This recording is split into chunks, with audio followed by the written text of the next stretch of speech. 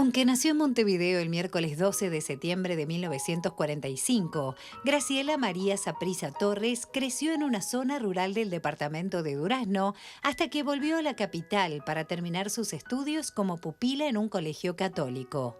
En 1974, mientras la dictadura cerraba centros de estudio, logró obtener el título de licenciada en Ciencias Históricas en la Facultad de Humanidades de la Universidad de la República y poco a poco se introdujo en el campo de los estudios de género, militando a la vez por la causa feminista.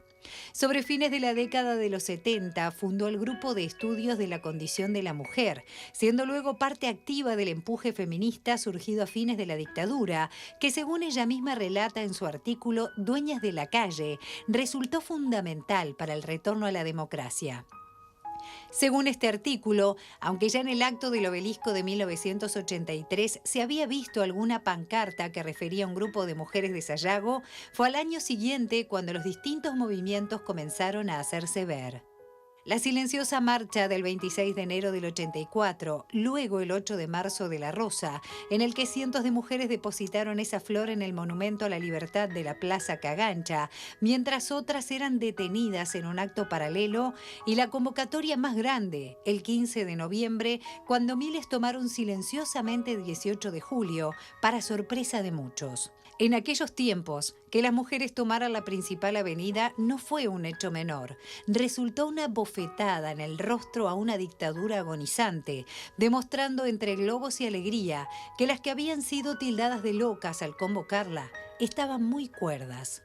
Graciela Saprissa fue parte de lo que se podría llamar la segunda ola feminista, que empezó como coletazo del Mayo francés del 68 y llegó a Uruguay 20 años más tarde, ante la realidad que demostraba que ninguna de las mujeres que habían luchado por la democracia había obtenido cargos representativos en las elecciones. Aunque en los años 90 tuvo que oponerse a la academia, que se enfrentaba a la perspectiva feminista de sus investigaciones, Saprissa es autora de varias publicaciones, en solitario y colectivo, y reconoce la existencia de múltiples feminismos, algunos con bases políticas y sociales y otros apoyados en individualismos, aunque sabe que cada vez hay más feminismo, pues se trata de la única revolución que triunfó en el mundo y va por más.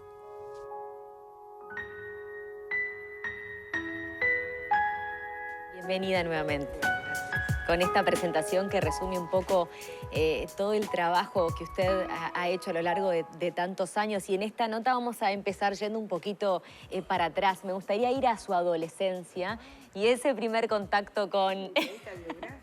No, pero también... Entre otras cosas.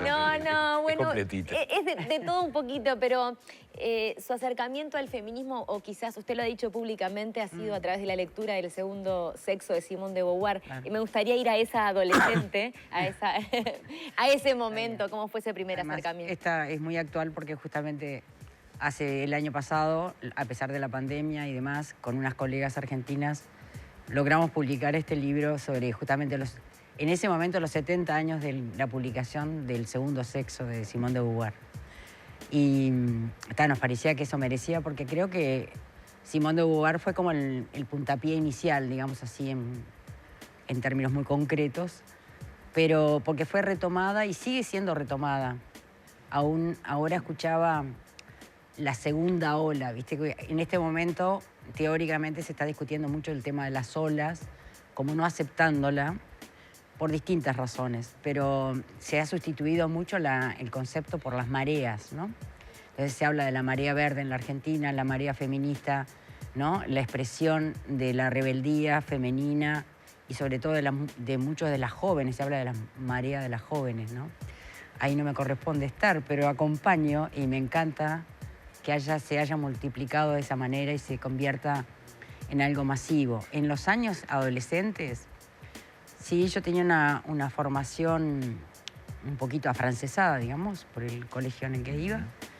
Y estudiaba francés en forma paralela y ahí descubrí a todos los escritores y los novelistas existencialistas, a Sartre, a Camus, y me encantó leer a Simone de Beauvoir. Capaz que leí novelas antes del Segundo Sexo, que eran 2 tomos importantes, pero sí impactaba muchísimo el hecho de ponerte en evidencia así frente al texto y frente a descubrirlo en las pautas en la realidad, que éramos el otro, o la otra, pero no la otra en ese concepto más popular, sino el otro en el sentido de ni siquiera el enemigo, es decir, algo que dejás como en forma secundaria, subordinada, y ahí encontraba evidencias de eso, empezando por la participación en las asambleas estudiantiles, por ejemplo, ¿no? Es decir, nunca hablaban las mujeres, nunca hablábamos. Y cuando hablábamos estábamos más inhibidas, es decir, no había una capacidad oratoria desarrollada, una legitimidad de escucha. Y bueno, los años en los que transcurrió mi adolescencia fueron previos al golpe de Estado. Y eran años de mucha movilización. Y entonces ahí me parece que también estaba implícita esta abrirse espacio, ¿no? Entonces me parece que por ese lado... El término marea u ola está bien usado en este caso porque a veces le parece que si bien cualquiera de los dos implica movimiento, también se retrotraen en algún momento, ¿verdad? Entonces parecería que fuera, no quiero utilizar el término efímero, pero ¿no le cabría un término un poco más contundente al movimiento? ¿Cuál sugerís? Porque, claro, el tema es como que espontáneamente surgen esos términos y es como el lenguaje que va evolucionando y sería, no sé, como caprichoso introducir digamos, un molde para que se llame de tal forma. Creo, lo más claro para mí sería como decir, bueno, la ola está matrizada como desde el norte, digamos, ¿no? Se habló de la primera ola refiriéndose a las mujeres sufragistas que en realidad arrastran desde el siglo XIX y en realidad vienen de atrás, de la Revolución Francesa en adelante, ¿no? Haciendo un poco de historia, soy profesora de historia, perdón. No, pero está bien. Y está perfecto. Pero en el siglo XIX se perfilaron esas dos corrientes, ¿no? Es decir, típicamente de la época, ¿no? Es decir, el triunfo de los liberalismos y ahí aparece el feminismo liberal que lucha por los derechos civiles y políticos y a su vez aparece el fenómeno nuevo de la revolución industrial, el proletariado, la clase trabajadora y ahí aparece un movimiento de las mujeres feministas dentro del movimiento obrero, que en realidad son como dos posiciones que luchan entre sí, ¿no? Que se enfrentan entre sí. Y, digamos, si a principios del siglo XX, eso madura en la lucha por el voto, que en Uruguay se extendió por todo el mundo occidental, por lo menos, y en Uruguay tuvo su expresión en el Consejo Nacional de Mujeres y después en la Alianza por el Feminismo, que nosotros ponemos como emblema a Paulina Luisi, la médica. Podríamos mostrar... Podríamos mostrar una foto que es impactante. Es una mujer destacadísima, además de ser gran transgresora, pero, bueno, primera médica del Uruguay, ¿no? Y destacada incluso en la diplomacia. Entonces le mostraba a Noelia la foto esta en la que están en la Sociedad de Naciones. ¿A dónde lo mostramos? Ahí está. Ahí. Miren lo que es esa... No sé si la logran enfocar porque, claro, tiene brillo ahí. Deberíamos acercarla al foco está directamente. Ahí, Ella está en el medio de una marea, al revés, de una ola, digamos, de hombres, de delegados en la Sociedad de Naciones. ¿Ya está? No, eso lo comentábamos fuera de cámara. No, pero es que realmente es y impactante la imagen. Claro. Y estas, digamos, bueno, esos fueron excepciones y entonces, mirá todo el rodeo que di para responderte.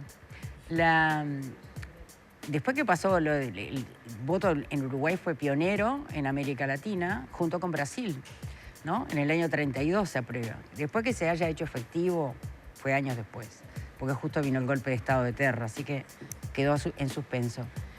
Pero ahí como que se aplacó todo ese movimiento, ¿no? Entonces hay como un pico de la ola y un reflujo de la ola, ¿no? Es decir, no quiere decir que esto sea una interpretación histórica, es decir, siempre va a haber picos y reflujos. Pero sí es cierto que se produjo, ¿no? Y en los años 60, fines de los 60, hay como una retomada del feminismo. Lo mismo que en Uruguay, durante la dictadura y como movimiento de resistencia de las mujeres en los barrios, en las sociedades de fomento, en los clubes deportivos. Es decir, en la trama cotidiana fue donde las mujeres se pusieron en evidencia durante la dictadura, y a la salida de la dictadura emerge un movimiento de mujeres muy fuerte y dentro de él el movimiento feminista. Y eso también tuvo su momento de efervescencia.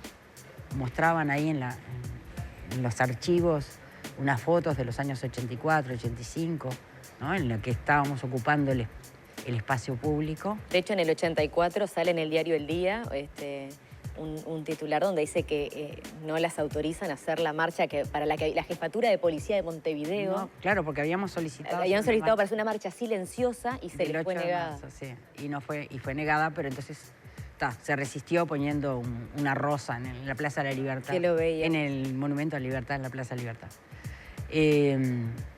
Pero eso fue para recuerdo de eso. Pero de todas maneras, también después el movimiento feminista o los movimientos feministas tuvieron sus vaivenes, ¿no?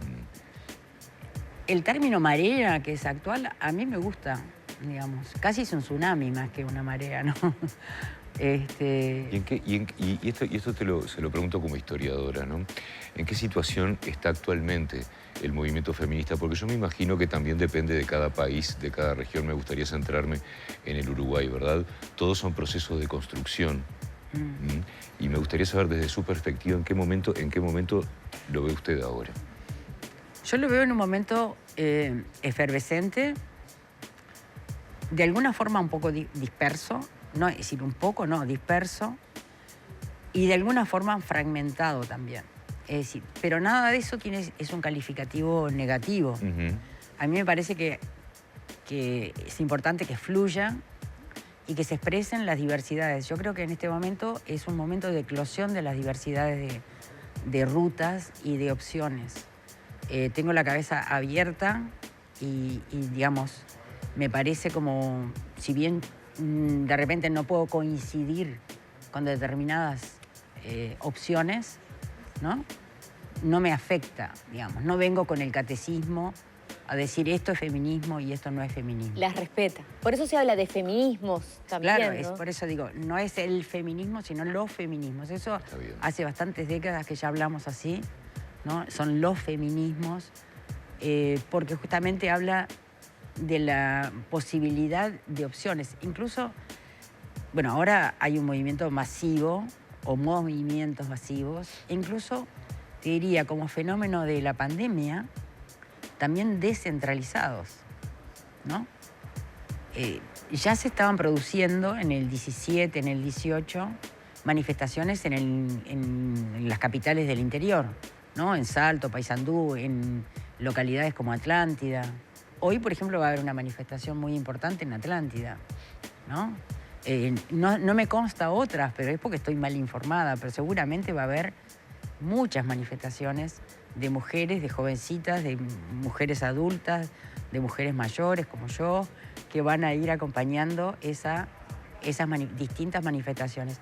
Entonces, también agregaría que no es unitario, sino que tiende a ser descentralizado también. ¿Y usted con qué corriente, podemos decirlo, se siente más identificado? ¿Cómo se define como una feminista de izquierda? Eso lo ha dicho públicamente, pero ¿hacia dónde o con quién se siente más identificada o movimiento que la representa? Bueno, soy feminista de izquierda, pero cada vez menos dogmática. Digamos, cada vez sigo menos catecismos y por eso también no es un problema de indefinición, sino que prefiero no llevar un cartel que diga soy de tal corriente o soy, quizá por mi opción o mi profesión docente que me ha matrizado muchísimo, que es eso de soy una gran escucha, ¿no? Básicamente me he ejercitado en orientar escuchando, ¿no? Es decir, valorando lo que aportan las distintas olas o mareas de las distintas generaciones. Y es una cosa encantadora, lindísima, ¿no? De ver crecer expresiones diferentes a uno, que enriquecen, ¿no? Hablamos en este día, y lo tendríamos que hablar siempre, de la igualdad, la lucha por la igualdad de derechos y oportunidades. ¿Dónde sigue estando la brecha mayor, las principales desigualdades? Sí.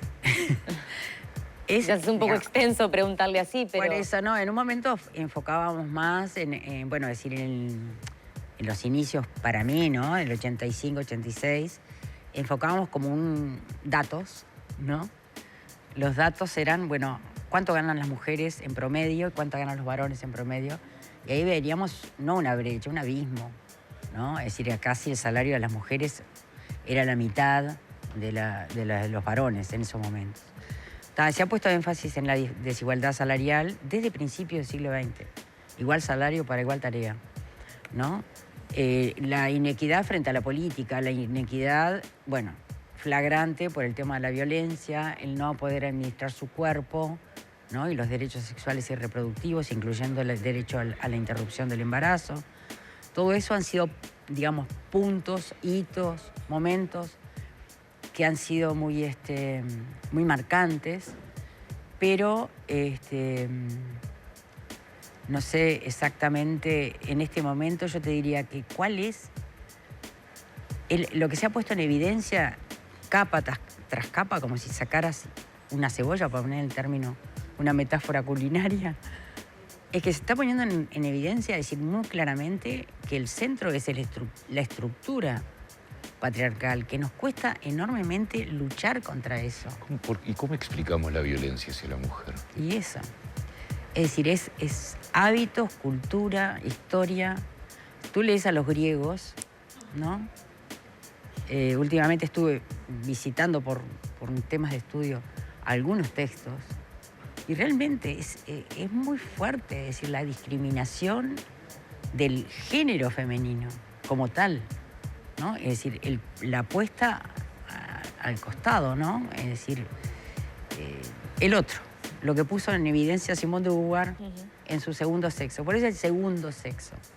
¿Por qué hablamos del genérico? El hombre construyó los barcos, exacto, inventó... sí. Es decir, eso, nosotros ya lo hablaba con mi nieta, que se llama Catalina y tiene 12 años, y le explicaba a su papá por qué el lenguaje inclusivo era una herramienta de transformación. Y me encantaría poder transcribirlo eso, porque fue fresco y lo había aprendido en su primer año de liceo, ¿no? Es decir, pero lo transmitía con una pasión y un convencimiento hermoso. ¿Qué decía? Que justamente, bueno, eso, que chocaba un poco ese forzado decir les, por ejemplo, por los, ¿no? ¿Y por qué no nos choca a nosotros decir los cuando es masculino, ¿no? Y que, aunque fuera forzado, el lenguaje inclusivo lo que lograba era, digamos, una herramienta de movilizar nuestras capas cerebrales, digamos así, ¿no? Es decir, poner en cuestión permanentemente con el lenguaje. El lenguaje es algo Sí, que evoluciona y que moldea. Eso siempre decimos, no se habla en Montevideo, no se habla hoy el mismo castellano que se hablaba a principios de siglo, Claro. ni en su fundación. Y hay idiomas que históricamente ya son inclusivos de por sí, ¿verdad? Sí, más. El alemán, por ejemplo, que tiene bien definidos los géneros y lo que no tiene y lo que no lo tiene. Sí. Graciela, se nos hace corta la conversación realmente. Tanto para preguntarle, pero bueno. Sí, tenemos mucho más para conversar, pero Bueno, espero que seguramente te podamos tener más rato una próxima vez. Muchas Bueno, gracias por esta visita. muchas gracias a todos. Muy importante su presencia para nosotros hoy aquí, Bueno, así que de verdad muchísimas gracias y gracias. suerte. Gracias. Chao. Seguimos adelante con La Mañana en Casa, por favor.